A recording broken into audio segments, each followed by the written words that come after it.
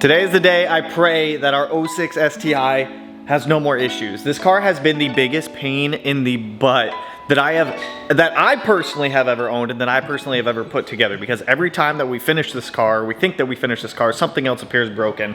Currently, the car has a broken pedal assembly, so we have to go down there and replace this. These two studs that pass through the firewall for the clutch master, one of them broke. I've never seen one of those snap before, but it's got a broken stud. So every time the clutch master pushes, it pushes at an angle, not allowing us to bleed the clutch fully. So, and the clutch master in there is leaking. So obviously we just got a new one from our guys over at Flatiron Tuning. They got that over to us like stupid quick. So once we get through those, we have a little bit of wiring that we have to do in this car. I brought my laptop, so hopefully by the end of today, we can actually start tuning this car. Because I'm tired of this thing. I'm tired of it breaking all the time. It's in phenomenal condition now from where we got it. So I think I'm gonna pull the driver's seat out, to be honest, to do this, because I have to get up under the dash and I think it's gonna be a lot easier if I can just kind of lay in there. So let's get the driver's seat out of the car, start going down there, start getting our pedal. Actually, we have to pull the clutch master out, then we can pull the pedal assembly out, and then start doing everything. This is not gonna be a fun time. I think for the sake of my sanity, taking the seat out is probably the best bet here.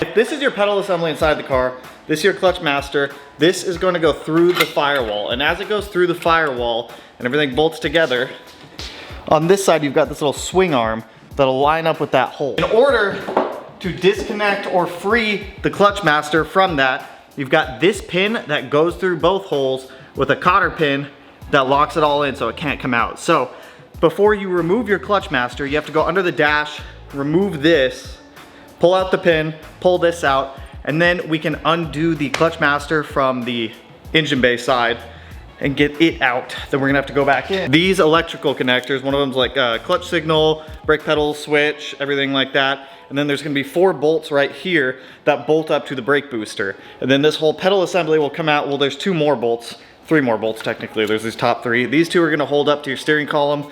This one, I don't know where it bolts, but we're gonna have to find it somewhere.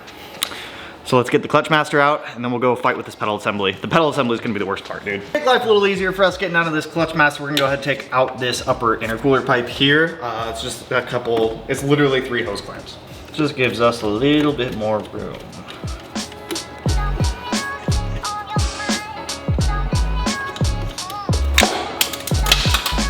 That's okay, we can retrieve that later.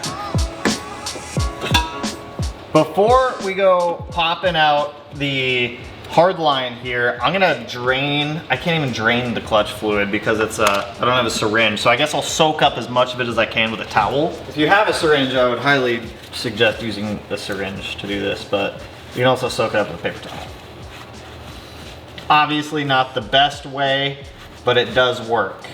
Get a couple bounties, the quicker picker uppers, and you're freaking set, dude. I will say, please be advised with hydraulic fluid like this is corrosive, so it can and will eat paint if you are not careful. I'm gonna leave that paper towel in there for a minute or 2, just kind of let it absorb as much as I can. I would highly suggest one of these to break free your lines. It is called a line wrench. It's got a little slit in top of it. Makes it so you don't round out your fittings. Thankfully that broke free rather nice. Ratcheting line wrenches would go crazy. I don't know if they make those. Once we get the hard line off, we can take out the 2 12s, holding the clutch master to the pedal assembly through the firewall, and then we can start working on the pedal assembly. Now I am a little worried since one of these is cracked. I don't know if the nut's gonna come off nicely.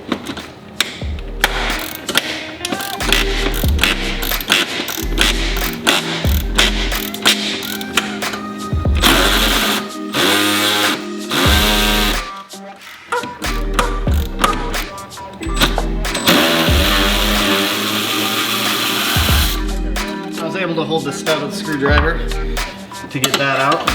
And we got one more.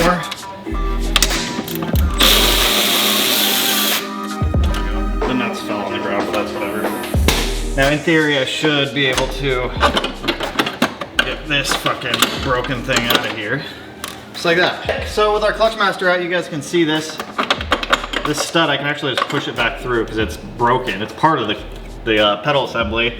Not so much anymore, but you know. Similar to how we got the clutch master out, for the brake, there's a very similar setup where on the pedal, we've got this pin, and there's also another swing arm that passes through the brake booster to the brake pedal. So that pin, I'm gonna have to get that out. Once the pin is out, we'll hit the 3 electrical connections and start getting everything else out as much as we can. This is probably not gonna be the most fun thing to replace, but this is the stud that was broken that we just pushed through the firewall, so at least this one's not broken. There's so much stuff. These OBD2 ports kick my ass every single time trying to take them apart, and I don't have a fucking flashlight anymore. Tanner, what'd you do today? Oh, you know, crawled around under the dash of my car. You guys really can't see much, but that entire pedal assembly has to come out. I might take the throttle pedal out. I'm gonna take the throttle pedal out just to give us a little bit more room. It's gonna be that guy right there. 2 12s and that 1 electrical connector. Throttle pedals out. At 10 out of 10, don't recommend doing this. Or just unbolt it right now.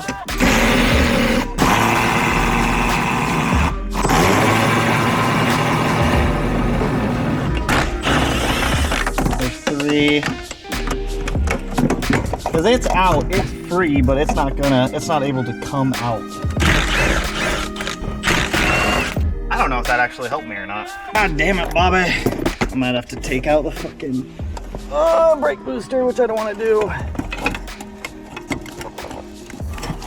Oh, no, I don't. No, I don't. No, I don't. No, I don't. We're past it. Come on. Yes! It's out. We're just caught on some wires.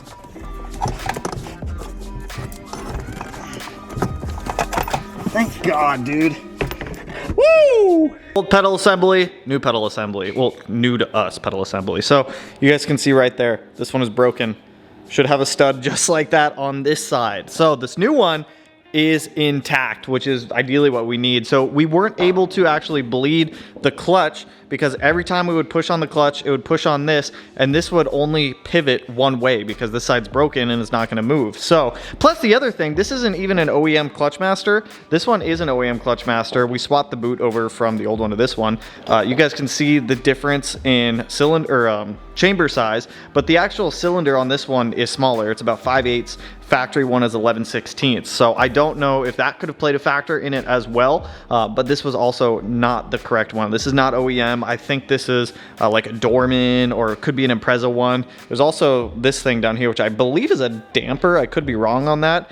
This one obviously does not have that either. So we have the proper clutch master going in with a good pedal assembly that is not broken. So I'm gonna go back down there and try to squeeze this thing back up in place, start bolting everything in, and get it good to go. I think while we have this out, I am gonna take this apart and try to clean it up a little bit and lubricate it, because the pedal travel on this is incredibly stiff, and it's kind of hard to drive because it's very choppy. It's a very choppy feeling for this thing. As you get, like, it's not smooth at all. So we might take this apart and try to grease this up to clean it up a bit. We're caught on some wires. There we go. Try to lock these up together.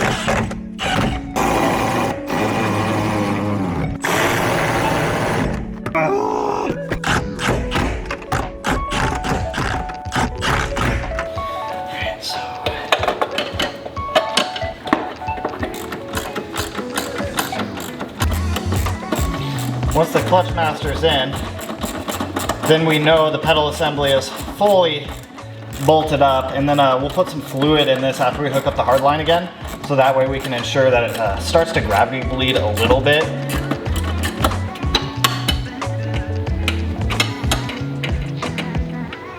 Is there a strawberry smoothie in the oil pan? Oh, that's not the worst part. It's worse? It gets worse? Underneath the strawberry smoothie, there's about an 1/8 inch of debris. Underneath the milkshake, if you look there. Does it bring all the boys to the yard? Oh, that's thick. All right, we're gonna let this start to gravity bleed. Put some fluid in that. Yep, I can already see air bubbles coming out, so we'll let this gravity bleed for a little bit. While that's gravity bleeding, we'll jump back to the pedal assembly and finish putting that shit together, man. The next thing I want to do is, before we put this back in, is try to re-lubricate our throttle pedal. If you guys listen.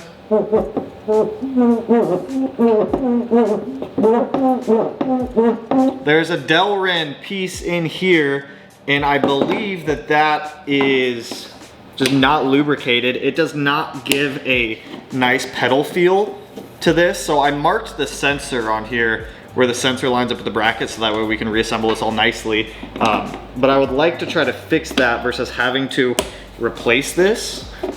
So that's like the last, I don't want to have to keep buying things for this car. I will if I have to, because we're already so friggin' deep in it, but I want to just try to replace it. So I think next up this 12 has to come out. We got 2 springs here.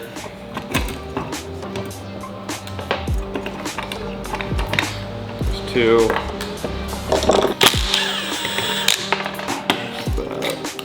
Oh. Oh dear. Oh God, what am I doing?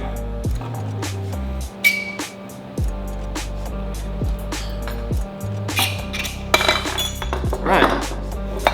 Hopefully all this still works when I go to put it all back together. Anything that's a moving component, I just want to grease up.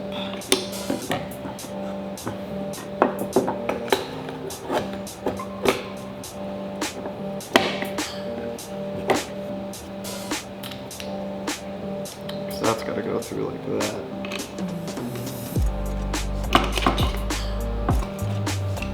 I'm gonna be honest, I'm a little worried. I don't know if this is gonna work when I put all this back together.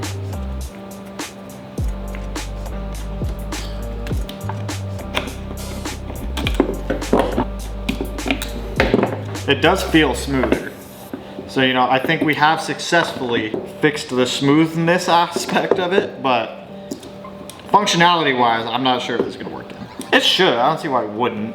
I mean, worst case scenario, I'll buy a new one for 60 bucks, but you know, at least I can say we tried. Let me go put this in, and then I think we are ready to start reassembling the interior of the car, and we can start bleeding the clutch and everything else. So, I mean, it'll give us a code if this doesn't work. It'll give us like throttle pedal correlation, something incorrect or something like that, but I think it'll be fine.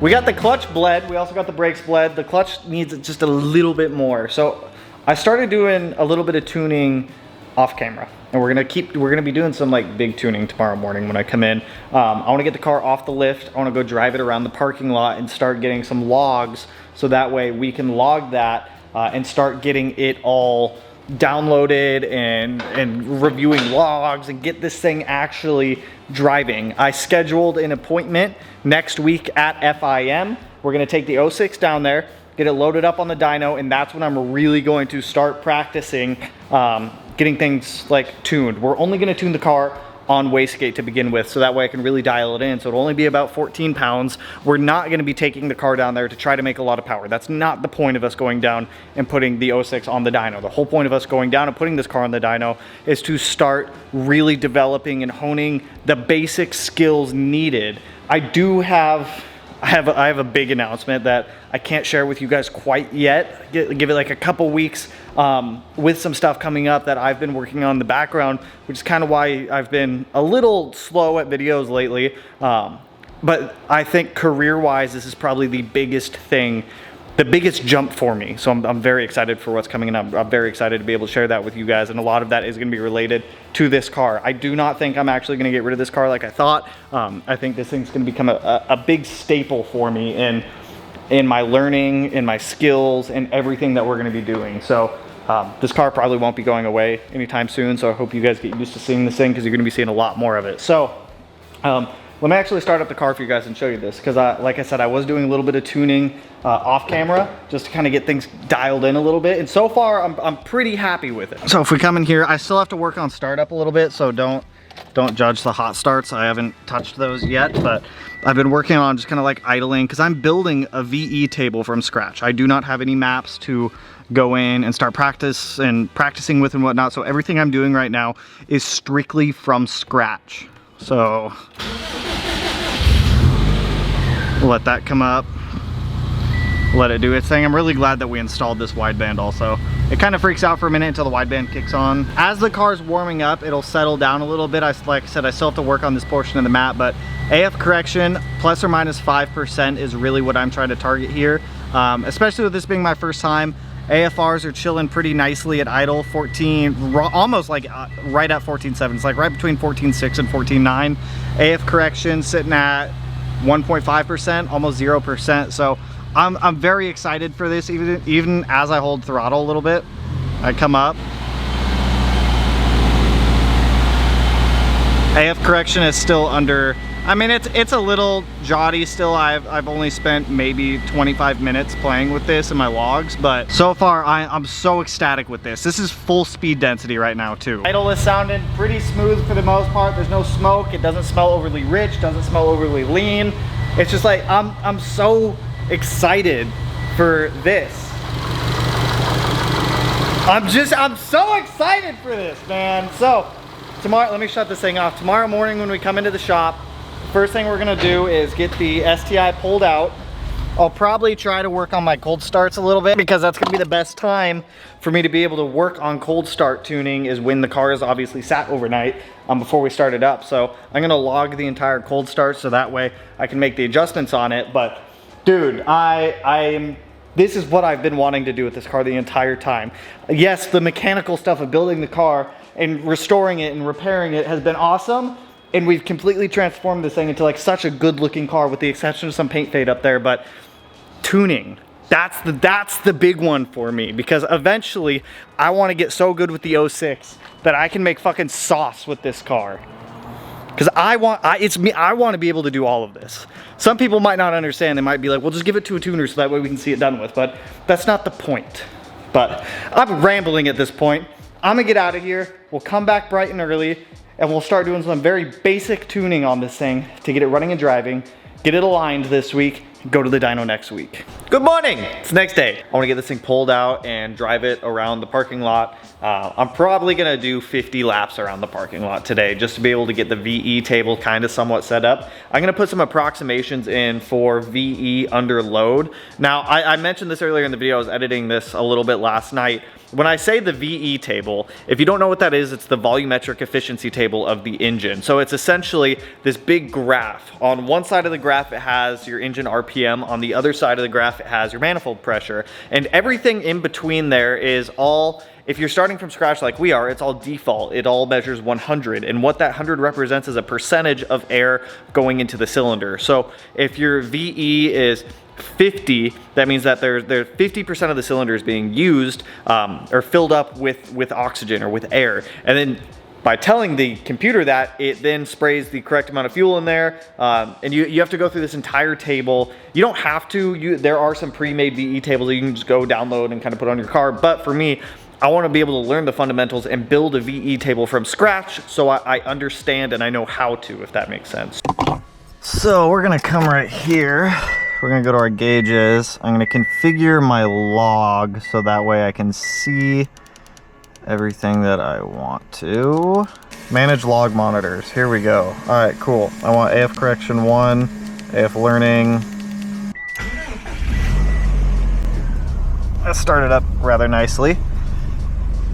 Okay, we'll let all this situate for a second. We're gonna go get a data log of just driving around the shop. We're gonna go back in there, hook up my access port, AF correction, almost 0, 2, 3, 4, 5, 6, 7. Yeah, it like walks itself back down, so I gotta figure out why it's doing that.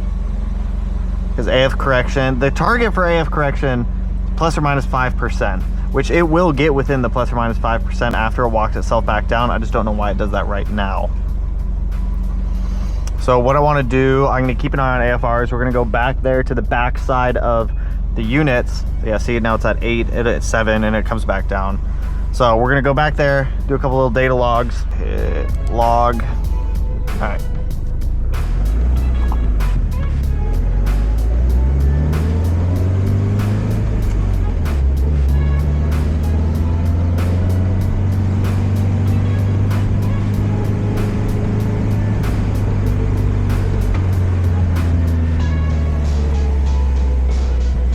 For me, this is the best way to learn, is to do it. Like, I can watch all of these classes, all of these videos, all of these how-tos, but I'm like a hands-on learner. I have to have something with me to be able to practice on. If you guys see here, I've got our data log opened up. I'm using Megalog Viewer to do all of this, and I'm looking for abnormal spikes in AF correction as I'm going through. Since I'm building a VE table from scratch, we're gonna kind of have to figure a lot of this out. So at 1600 RPM, we had AF correction of 13%, AF learning of 4%. So what we're gonna be doing is adding both of those together and then multiplying this portion of the map by that in our volumetric efficiency table. And what that's going to do, here, I can actually show you guys like a base one over here. I don't have anything pulled up on this right now, but this is Access Tuner Race. This is what I've been using.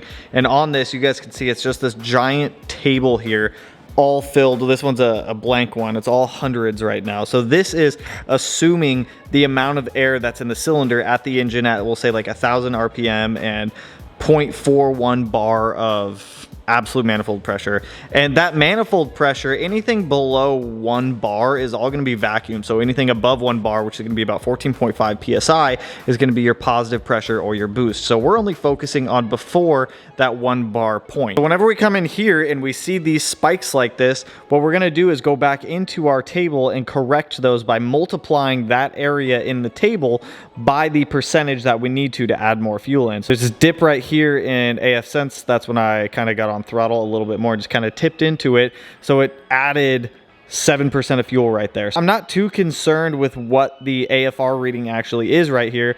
What I'm looking for is the spikes like this right here, this white line coming up. We have AF correction of 0 here. As we move down, AF correction comes up to about 20% right there. So let's go drive the car again. I made a couple changes. We'll take another log and we'll see what we're looking at it from here. AF correction is almost damn near 0 at this point after getting a couple data logs.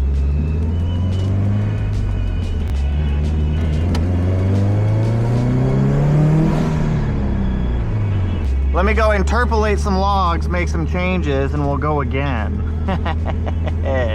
I did not mean to get into boost on that. That was an accident. That's where we're stopping tuning today. We were not able to get as much done as I want, but within the boundaries of the shop, I do not have enough space to be able to get enough data in a time span that is allowing me to make proper changes to the car. I'm only getting maybe 20 seconds from end to end of the shop in the STI, so I just don't have the runway here. So tomorrow we're probably gonna take this thing out and start doing some street tuning with it, getting some more data logs and things like that, so that way we can actually start making more changes. But right now, the car doesn't drive bad within the rev range that we are staying within. I mean, this is a speed density map that we're creating from scratch, and yes, like I mentioned earlier, you can get ones that are already kind of pre-made and kind of use those as starting points. But for me, I want to be able to do this from scratch so I fully understand every change that I'm making, and I understand what that change does to the ECU and to the car. Our 06 STI